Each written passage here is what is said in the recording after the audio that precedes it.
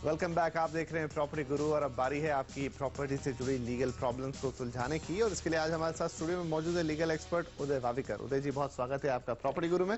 तो आइए उदय जी के साथ सवाल जवाब का सिलसिला शुरू करते हैं, सुलझाते हैं आपकी लीगल प्रॉब्लम्स को। हमारे पहले कॉलर हैं यशपाल दत्ता साहब, ग्रेटर नोएडा से इन्होंने फोन किया है। दत्ता साहब, पूछिए अपना सवाल। जी हाँ, मैंने ग्रेटर नोएडा में लॉजिक्स एम्पायर एस्टेट में एक प्लॉट लिया था जी। जिसके लिए मैंने बुकिंग अमाउंट दिया अप्रैल में और मई में due to some personal reason मुझे कैंसिलेशन कराना पड़ गया। तो मैंने बहुत बारी लॉजिक्स फोन किया, लेकिन उन्होंने मेरी कोई भी कैंसिलेशन रिफंड के बारे में कोई भी सहायता नहीं की। 4 महीने बाद जाके अभी सितंबर में उन्होंने मुझे रिफंड दिया, लेकिन 20% उसका काट लिया है उन्होंने जी। 20% उन्होंने डिडक्ट कर लिया मेरी अमाउंट में से। मेरा ये आपको सवाल है कि आपका एग्रीमेंट एंटर हुआ था, रजिस्टर हुआ था? नहीं, बिल्कुल कोई एग्रीमेंट नहीं किया था। अलॉटमेंट नहीं, उन्होंने कोई अलॉटमेंट नहीं दिया, कोई रजिस्ट्रेशन नहीं किया, कोई डॉक्यूमेंट नहीं दिया मुझे। तो कोई टर्म्स और कंडीशंस भी नहीं दिया आपको? टर्म्स एंड कंडीशन तो ऑनलाइन इनकी अवेलेबल है। उसमें यही है कि 10% ही काटेंगे अगर कस्टमर कैंसिलेशन कराता है तो। हाँ, तो आपने अगर कैंसिलेशन कराया तो उनको 10% से ज्यादा काटना बिल्कुल ठीक नहीं है। आप वहाँ ग्रेटर नोएडा में कंज्यूमर फोरम है दिल्ली में, तो दिल्ली के ग्राहक मंच के सामने तकरार गुजारिश करें। अगर आप तकरार गुजारिश करेंगे तो आपको मुआवजा भी मिलेगा और उसके ऊपर सूद भी मिलेगा, और जो भी आपको तकलीफ हुई उसका भी मुआवजा आपको मिल सकता है।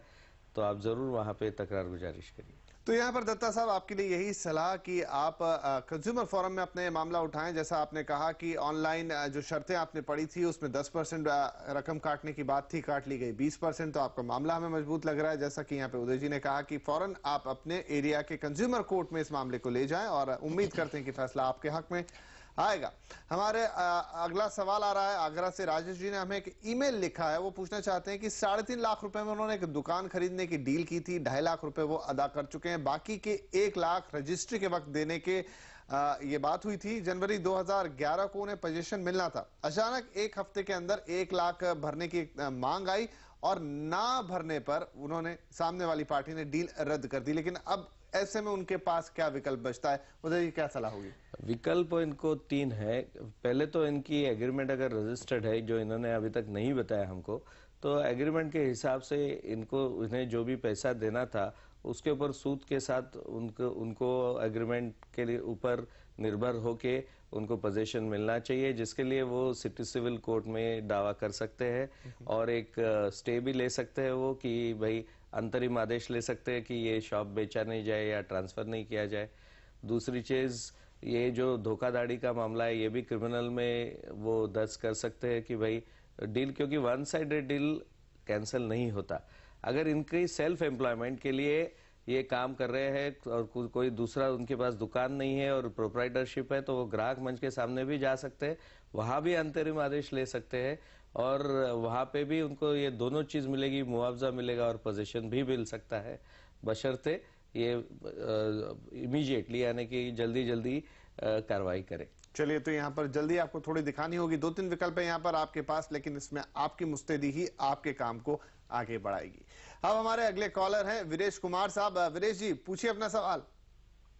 सर, मैं ये जानना चाह रहा था जी कि एक मैडम है जिनसे मैं प्रॉपर्टी खरीदना चाह रहा हूँ और उनके हस्बैंड जो है वो एक्सपायर हो चुके हैं जी। तो वो प्रॉपर्टी का लीगल राइट किसको होगा सेल करने का? आपका वो मैडम के साथ कोई करारनामा हुआ है?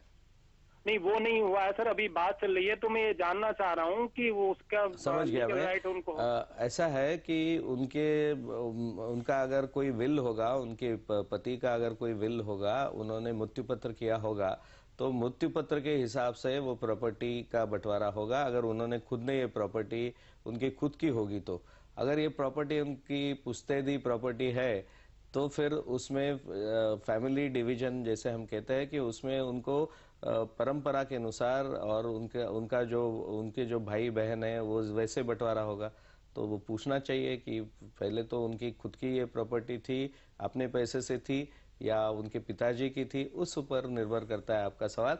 अगर पिताजी की है तो फिर उसमें काफी बंटवारे होंगे, अगर खुद की है अगर उनके पास मृत्यु पत्र है तो बहुत आसान होगा, अगर मृत्यु पत्र नहीं है तो उनके कितने बेटे हैं बेटियां हैं उस हिसाब से इस प्रॉपर्टी को बंटवारा हो जाएगा। फिलहाल यहाँ पर वक्त हो गया एक छोटे से ब्रेक का, लेकिन सवाल जवाब का सिलसिला आगे भी जारी रहेगा। कहीं मत जाइए, बने रहिए CNBC आवाज के साथ।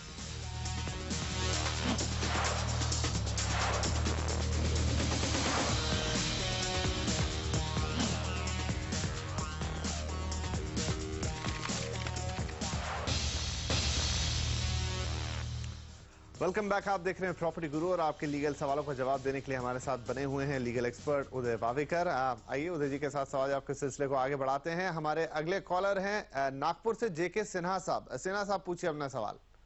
नागपुर में एक डेवलपर ने एक टाउनशिप बनाया, उस टाउनशिप में एक फ्लैट स्कीम था जिसमें मैंने एक अपना फ्लैट परचेज किया है जी। 2006 में। उसको डेवलपर को वन टाइम मेंटेनेंस चार्ज उसने करीब 40,000 रुपए सब रेसिडेंट से ले चुका था। एज पर मोफा एक्ट जो था, डेवलपर को उस मेंटेनेंस चार्ज जो हमसे लिया था उसका एक FDA बना के बैंक में रखना था। डेवलपर ने टिल डेट अभी तक कोई सोसाइटी फॉर्म करके मोफा के हिसाब से हमें हैंड ओवर नहीं किया है उस रेसिडेंट्स को, और हमारे पैसे का दुरुपयोग वो अपने टाउनशिप के डेवलपमेंट के लिए कर रहे हैं। जबकि हमारा कहना है कि जो वो अपार्टमेंट स्कीम है वो मेंटेनेंस आप FD कर दीजिए जितने उस ब्लॉक में जो लोग रहे, और हम अपना मेंटेनेंस सोसाइटी अगर फॉर्म कर देते तो हम अपना खुद का करेंगे। अब डेवलपर जब जाते हैं तो अब उसका कहना है कि वो जो आपने 40,000 दिया वो वैलिड सिर्फ 3 साल के लिए था, जबकि एग्रीमेंट में कहीं नहीं लिखा है जी।